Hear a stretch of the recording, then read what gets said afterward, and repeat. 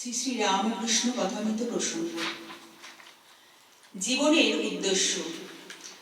যদি কাউকে প্রশ্ন করা যায়, আচ্ছা তোমার জীবনের উদ্দেশ্য কি, সে বলবে উদ্দেশ্য আবার কি, জীবনের কোনো উদ্দেশ্য আছে? একথা যেন ভাবতেই পারে না।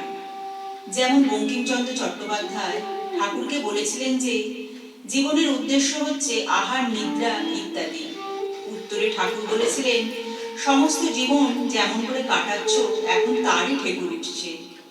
অবশ্য বঙ্কিমচন্দ্র বুদ্ধিমান, ঠাকুরের এই ভৎসনা তিনি ভালোভাবেই নিয়েছেন, বিরক্ত হননি এবং শেষে যেন অত্যন্ত বিনয়ের সঙ্গে বলেছেন, না মশাই, আমরাও হরিনাম করি, খুব ভালো কথা, কিন্তু ওরকম করলে হবে না। দু চারজনের এটিকে জীবনের একমাত্র উদ্দেশ্য বলে নিয়ে পড়ে থাকতে হবে।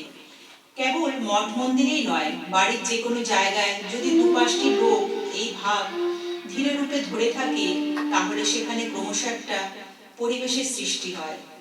অবশ্য প্রত্যেক জায়গায় এমন একজন থাকতে হবে যিনি হবেন সেই কেন্দ্রের প্রাণস্বরূপ, যার চরিত্র দেখে অপর লোকে আকৃষ্ট হবে। এইরকম ছোট ছোট কেন্দ্র যদি সর্বত্র ছড়ানো থাকে, তো সর্বত্র একটা অনুকূল পরিবেশ সৃষ্টি করা সম্ভব হবে। বড় বড় সভা সমিতি করে এইরকম পরিবেশ সৃষ্টি করা যায় না, কারণ সভা সমিতি লোকের কৌতূহল চরিতার্থ করে মাত্র, জীবনকে স্পর্শ করে না। জীবনকে অত সহজে স্পর্শ করা যায়ও না, কারণ সে যে আরো গভীরে। এই জন্য ঠাকুরের এইসব জায়গায় যাতায়াত ছিল। ঠাকুর ব্রাহ্ম সমাজে যেতেন, পরিসভায় যেতেন, এমনকি তান্ত্রিকদের সাধন চক্রেও যেতেন। তখনকার দিনের জ্ঞানীগুণী সমাজে প্রতিষ্ঠিত ব্যক্তিদের দর্শন করতেও তিনি গিয়েছেন, নিজে উপযাজক হয়ে।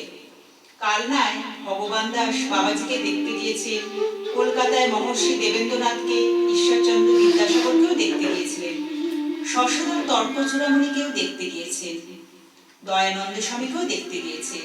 কারণ তিনি জানতেন যে এই বিশিষ্ট লোকেদের ভেতর যদি একটু ঈশ্বরীয় ভাব ঢুকিয়ে দেওয়া যায়, তো অনেক কাজ হবে। তিনি নিজে থেকেই তাদের কাছে গিয়েছেন, কারণ বরস তো তারই বেশি। যে কাজের জন্য তার আশা, সেই উদ্দেশ্যকে তো পূর্ণ করতেই হবে। তিনি জানতেন যে মার ইচ্ছায় এই কাজ চলবে, কাজে তার ভূমিকা তৈরি করবার জন্য এইভাবে ঘুরে বেরিয়েছেন মায়ের হাতের যন্ত্ররূপে। এই ছিল আজকের নিবেদন। ওম শ্রী রামকৃষ্ণার্পণমস্তু।